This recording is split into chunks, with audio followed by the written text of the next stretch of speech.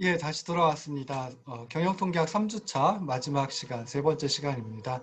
어, 좀 전에 두 번째 시간까지 해가지고 표와 그래프 표현을 다 마쳤고요. 이제 정량적 측정으로 들어가 보도록 하겠습니다. 다시 이제 강의안을 띄워놓고 시작을 하도록 할게요. 그래서 보시면은,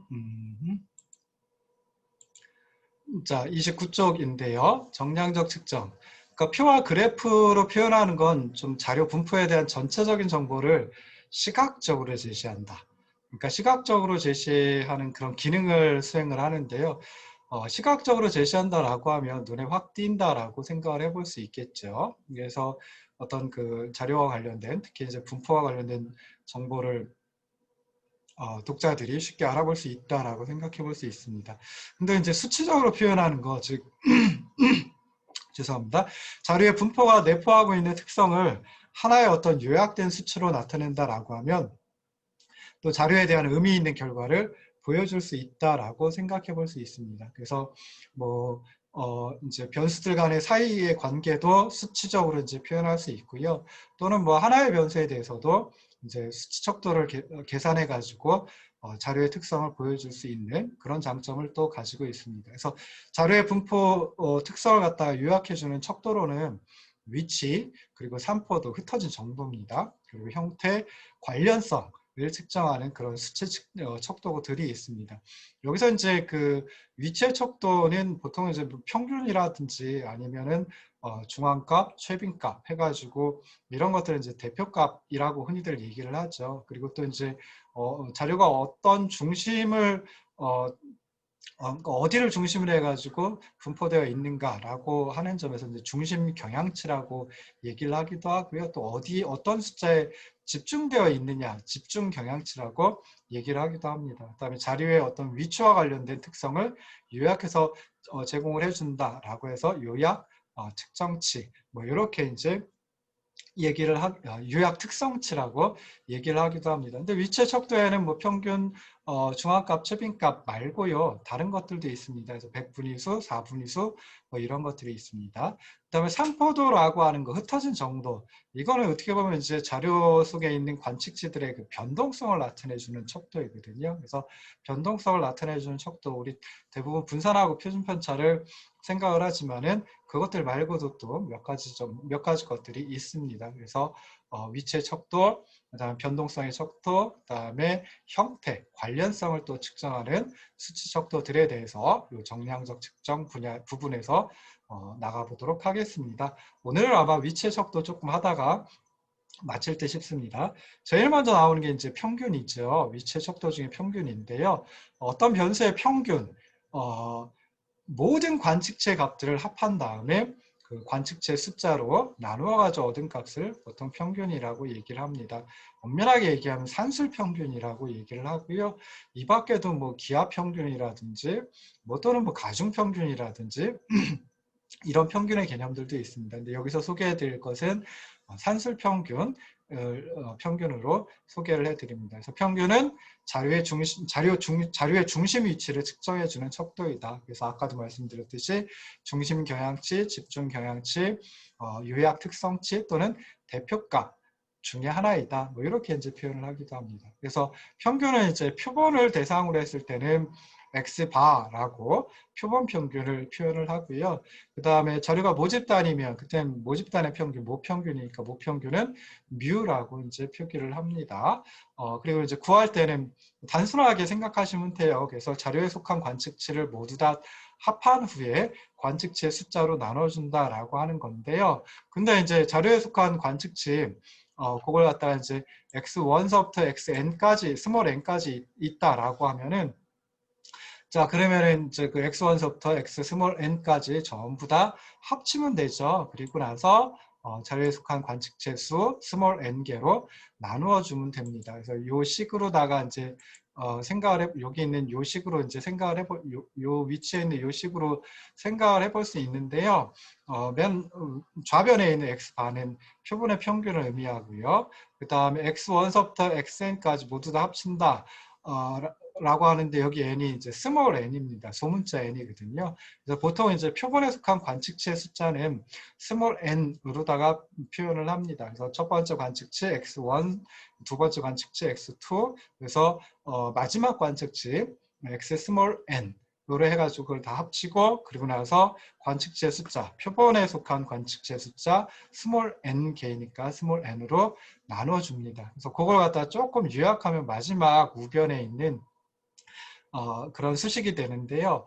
수식이 좀 복잡하긴 하죠. 근데 이거 보시면은 이제 요 중간에 서멘션이라고 하는 정말 그 기호로 돼 있습니다. 그래서 다른 제가 지금 PDF 파일 가지고 하니까 그러는데요.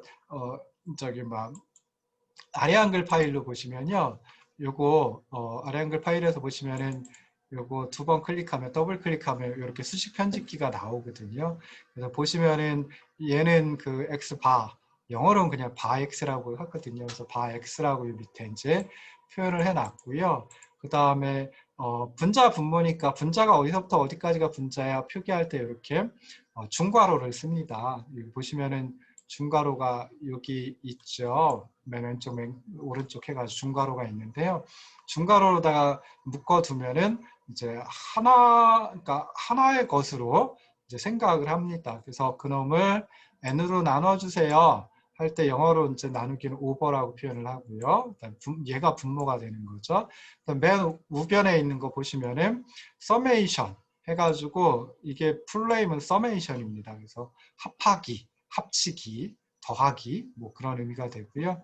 그 다음에 수식 편집기에서 표현할 때 이제 sum이라고 이제 표현을 합니다. 그래서 i는 1서부터 n까지 xi를 모두 다 더하세요. 뭐 그런 의미가 되죠. 요 우변의 분자를 보시면은 그래서 2를 갖다가 요 xi에다 넣으면 x1이 되고요. 2를 넣으면은 x2가 되고 그다음에 스몰 n을 넣으면은 x 스몰 n이 됩니다. 그래서 x1서부터 x 스몰 n까지 모두 다 합하세요 라고 하는 게 맨 우변 그 분자에 나와 있는 요 수식으로 표현을 할 수 있고요.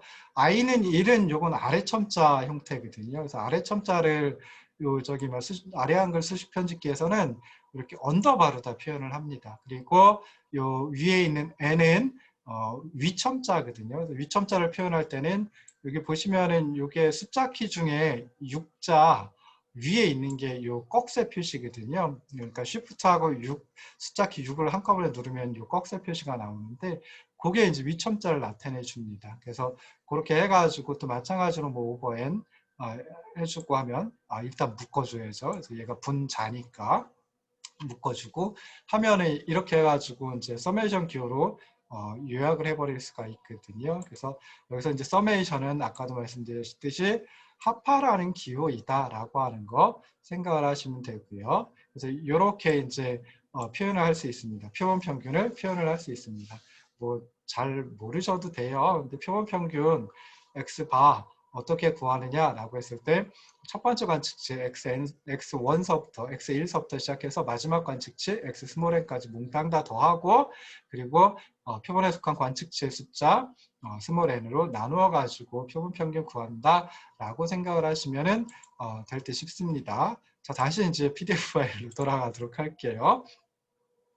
그래서 PDF 파일로 돌아가서 다시 한번 보면 자, 그래서 예를 들어 가지고 5개의 대학 강좌 표본이 있습니다. 그리고 각각의 학생 수가 이제 그 표 2-14라고 하는 5개 대학 강좌 자료로 표현을 해봤습니다. 자료를 수집을 했습니다. 그래서 첫 번째 강좌는 학생 수가 46명이고요. 두 번째 강좌는 54명, 세 번째 강좌 42명, 네 번째 강좌 46명, 다섯 번째 강좌 32명이다라고 하면 그러면 이제 x1은 46이 되고요. x2가 54, x3가 42, x4가 46, x5가 32가 되겠죠. 그래서 여기서 이 자료가 표본이고 그래서 표본의 평균을 구해보시오라고 하면은 아까도 말씀드렸듯이 첫 번째 관측치 x1서부터 마지막 다섯 번째 관측치 x5까지 몽땅 다 합치고 그 다음에 표본에 속한 관측치 숫자 총 개수죠. 정말 5로 다 나눠주면 됩니다. 그래서 46서부터 32까지 5개 더하고 그 다음에 5로 다 나눠주면은 44명이다라고 하는 걸 찾아낼 수 있어요. 그래서 표본이 되는 강좌의 평균 학생 수는 44명이다라고 하는 걸 이 표본 평균 가지고 이제 표현을 해줄 수가 있습니다. 자, 두 번째 자료가 재무부동산학과 졸업생 12명의 대졸 초임 연봉을 갖다가 정보를 수집을 했어요. 그래서 봤더니 첫 번째 졸업생은 2,850만 원, 그다음 마지막 12번째 졸업생은 2,880만 원 초임, 대졸 초임 연봉을 갖다가 받고 있구나라고 하는 자료를 수집을 했다라고 한번 해보자고요. 표본 평균 마찬가지로 구할 수 있죠. 그래서 X1, 즉 첫 번째 졸업생의 초임 2,850만 원서부터 해가지고 X.12, 즉 다시 말해서 12번째 졸업생 초임 2,880만 원까지 몽땅 다 합치고요. 그 다음에 표본에 속한 그 관측체 수가 12니까 12로 나눠주면은 2,940만 원이구나 라고 하는 거 알 수 있습니다. 그래서 표본 평균 구하는 거 간단하게 손으로 구할 수도 있고요. 대신에 이제 관측체 숫자가 많아진다라고 하면 손으로 구하기 어렵겠죠. 그래서 계산기를 쓴다든지 아니면은 그 뭐 엑셀과 같은 통계 패키지 프로그램을 이용해 가지고 구하면 더 손쉽게 구할 수 있습니다.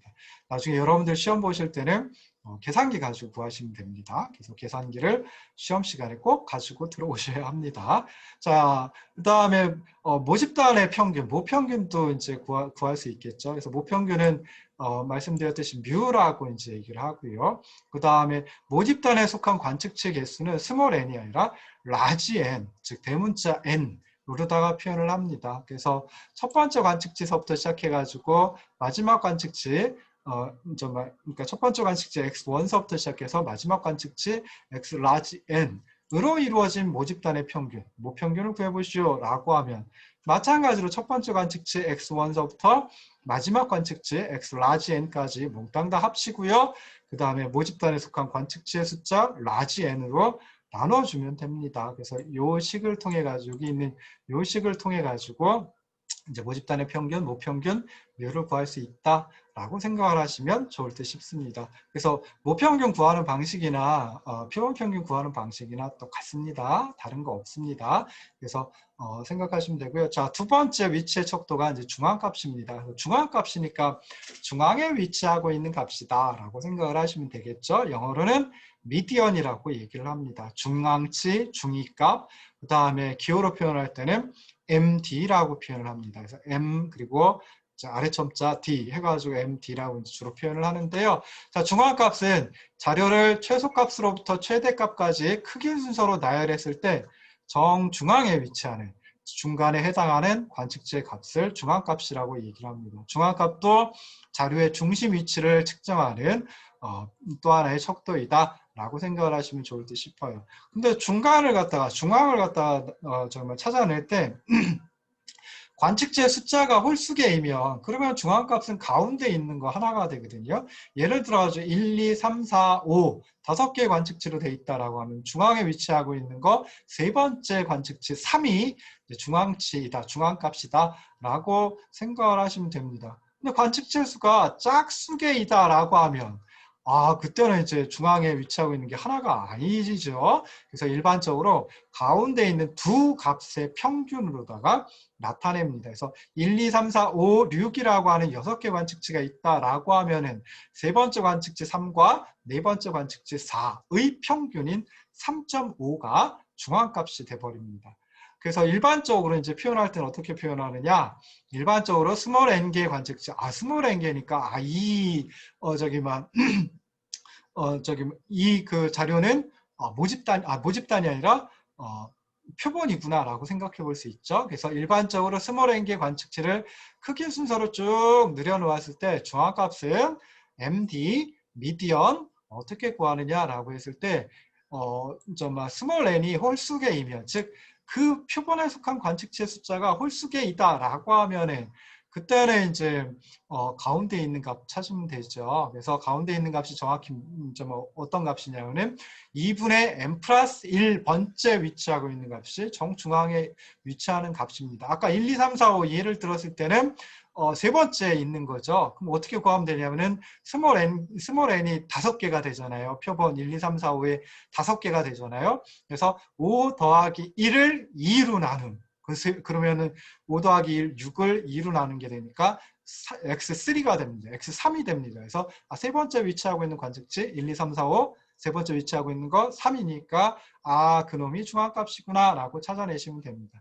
여기 있는 n은 2m-1이라고 하는 것은 스몰 n이 홀수라고 하는 걸 수식으로 표현할 때 이렇게 표현을 해요. 물론 하나가 더 있어야 됩니다. 이때는 스몰 m이 이게 자연수이다 라고 하는 거 하나가 더 있어야 되거든요. 그래서 자연수는 1, 2, 3, 4, 5, 6이 자연수죠. 그래서 자연수 1을 갖다가 스몰 m에다 넣어주면은 2 곱하기 1 빼기 1이 몇이냐면 1이에요. 그래서 거기에 스몰 n 값이 되죠. 그 다음에 스몰 m이 2가 되면 스몰 n은 3입니다. 스몰 m이 3이면 스몰 n은 5가 돼요. 그래서 1, 3, 5, 7, 9 이렇게 나가요. 이게 바로 홀수죠. 그 다음에 짝수를 표현할 때 어떻게 하냐면 그냥 간단하게 n은 2m 이런 식으로 이제 표현을 합니다. 그리고 여기서 스몰 m은 또 자연수입니다. 그래서 1을 갖다가 여기다 넣어주면 그러니까 스몰 m이 1이면 스몰 n은 2가 되고요. 스몰 m이 2면 스몰 n은 4가 됩니다. 2, 4, 6, 8, 10 짝수가 되죠. 그래서 짝수계일 때는 어떻게 구하느냐라고 했을 때 여기 보시면 괄호에 묶여 있는 거 보시면은 2분의 n번째 위치하고 있는 관측치 그게 x 2분의 n이 되고요. 그 다음에 2분의 n에다가 1을 더해준 위치에 속한 관측치 그게 x 2분의 n 플러스 1이 됩니다. 그래서 아까 1, 2, 3, 4, 5, 6 예를 들 때는 스몰 n이 6이 되죠. 그럼 6을 2로 나누면은 3이 되고요. 세 번째 위치한 관측치가 이 앞부분에 있는 x 2분의 n이 됩니다. 그리고 좀 두 번째 위치하고 두 번째에 있는 거 x 2분의 n 플러스 1은 n이 아까 1, 2, 3, 4, 5, 6 6개니까 6을 2로 나눠준 3에다가 1을 더해주면 4가 되고요. 네 번째 위치하고 있는 관측치 그러니까 1, 2, 3, 4, 5, 6의 중앙값은 세 번째 위치하고 있는 관측치 3과 네 번째 위치하고 있는 관측치 4의 평균 3.5가 되죠. 그래서 그게 바로 중앙값이다 라고 생각을 하시면 좋을 듯 싶습니다. 자, 그 다음에 이제 아까 예를 들었던 거 5개 강좌 자료 있으면은 자, 일단은 중앙값 구할 때는 오름차순으로 정렬을 해야 돼요. 그래서 정렬을 해보면 32, 42, 46, 46, 54 이렇게 나옵니다. 자료의 숫자 뭐 표본이다라고 하면은 5개죠. 5개니까 홀수계이고 홀수계이면 중앙값은 가운데 위치하고 있는 중간에 위치하고 있는 값이니까 MD 어떻게 구하느냐 중앙값 2분의 n 플러스 1번째 위치하고 있는 값이죠. x 2분의 n 플러스 1이 됩니다. 그래서 여기서는 n이 스몰 n이 5개니까 5 더하기 1을 2로 나눠주면 3이 되고요. 그래서 세 번째 위치하고 있는 값 46, 요 값이죠. 요 값. 요게 이제 중앙값이다 라고 하는 거 찾아볼 수 있습니다. 자, 졸업생 대졸초임 자료 가지고 해보면 이건 12명이에요. 짝수기예요. 그럼 어떻게 하면 되겠어요? 중간에 위치하고 있는 두 값의 평균이 되겠죠. 그래서 x 2분의 n번째 이게 이제 x 2분의 12가 되니까 요거 구하면은 6번째 위치하고 있는 값 그리고 거기다 하나 더 더한 7번째 위치하고 있는 값. 그래서 6번째 관측치, 7번째 관측치의 평균은 둘을 더해가지고 2개니까 둘을 더해가지고 2로 다 나눠주면 되죠. 그래서 이렇게 이제 찾아볼 수 있고요. 6번째 위치하고 있는 값이 2,890만 원. 그다음에 7번째 위치하고 있는 값이 2,920만 원입니다. 그래서 그 둘의 평균 2,905만 원이 바로 이 12명 졸업생 대졸 체험 자료의 중앙값이다라고 생각하시면 될 듯 싶습니다. 그럼 평균하고 중앙값하고 아예 하나만 있으면 되지 왜 둘을 가지고 해? 라고 생각해 볼 수 있는데요. 평균도 중앙값도 자료의 중심 위치를 측정하는 척도이다라고 생각을 해볼 수 있습니다. 근데 평균은 특별히 크거나 특별히 작은 값 이런 놈들을 이상치, 특이값 영어로 아웃라이어라고 얘기를 하거든요. 이런 이상치, 특이값에 영향을 굉장히 많이 받을 수 있습니다. 그렇기 때문에 이런 경우에는 중앙값을 같이 표기를 해두면, 같이 제시를 해주면은 그러면 뭔가 이상치가 있구나, 아웃라이어가 있구나라고 하는 걸 쉽게 알 수 있습니다. 아까 1, 2, 3, 4, 5 예를 들었는데요. 1, 2, 3, 4, 5일 때는 평균도 3이고요. 중앙값도 3입니다. 근데 이게 5가 아니라 마지막 관측치가 5가 아니라 100이다라고 하면은 100이라고 하면 그때는 어떻게 될까요? 100이라고 하면은 자, 평균은 몇이 되냐면은 평균은 1, 2, 3, 4, 100이니까 그거 다 합치면 110이고요. 5개로 나눠주면은 표본 평균은 22가 됩니다. 근데 여전히 중앙값은 뭐가 되냐면 1, 2, 3, 4, 100이어도 중앙값 세 번째 위치한값 3이 돼 버립니다. 그러면 이럴 때는 1, 2, 3, 4, 100이라고 하면은 100이라고 하는 게 이상한 놈이죠. 이상치이죠. 아웃라이어가 됩니다. 그러니까 이럴 때는 사실 그 특이값을 빼고, 그러니까 이상치를 빼고 아웃라이어를 빼고 자료를 분석하는 게 훨씬 더 정확할 수 있거든요. 근데 이 경우 같으면 5개밖에 안 되니까 이거 하나의 관측치를 빼는 것도 좀 그렇고요. 그래서 이럴 때는 자료의 어떤 대표값 또는 자료의 중심 위치를 나타내주는 척도로다가 평균 22만 나타내 줄 게 아니라 중앙값은 3이다 라고 하는 것까지 함께 나타내 주면, 함께 표기를 해주면은, 함께 작성을 해주면 그러면 독자들이 이 중에 이상치 아웃라이어가 있구나 라고 하는 것도 이제 생각을 해볼 수 있습니다. 자, 마지막으로 이제 대표값 중에 마지막이 최빈값입니다. 그래서 최빈값은 영어로 이제 모드라고 하고요. 그 다음에 최빈값 모드 앞자 2개 따가지고 자음만 따가지고 MD라고 합니다. 그리고 죄송합니다. MD는 아까 미디언이 있었기 때문에 최빈값은 앞에 있는 두자 MO를 따가지고 기호로도 이제 M 그리고 아래 첨자 O 해가지고 표기를 합니다. 일반적으로 이렇게 표기를 해요. 그래서 최빈값은 관측치 중에서 발생하는 빈도, 즉 도수가 가장 많은 값이다. 그래서 앞서 나왔던 표 2-14 5개 강좌 자료 같으면은 46명이 2번의 강좌에서 나타나요. 그래서 이 경우에는 최빈값이 46이구나 라고 하는 거 살펴볼 수 있고요. 그 다음에 12명 대졸 초임 자료 요 위에 있죠. 여기 보시면 5개 강좌 자료 같으면 46이 2번 있어요. 12명 대졸 초임 자료 보면은 2,880만 원이 2번 있습니다. 그래서 2,880만 원이 최빈값이구나 라고 하는 거 살펴볼 수 있어요. 그래서 이렇게 이제 최빈값도 대표값 또는 뭐 자료의 중심 위치를 나타내주는 척도 중에 하나이긴 하지만 대표값의 의미를 갖긴 하지만 자료의 중심을 나타내주는 척도, 중심 위치를 나타내주는 척도로 이용하기는 조금 애매한 부분이 있긴 합니다. 자, 그래서 최빈값이 둘 이상 나타나는 경우도 있겠죠. 그래서 최빈값이 둘이면 그때는 이제 바이모덜이라고 얘기를 하고요. 최빈값이 3개 이상이다라고 하는 것들은 멀티모덜이라고 하기도 합니다. 별로 중요하지 않습니다.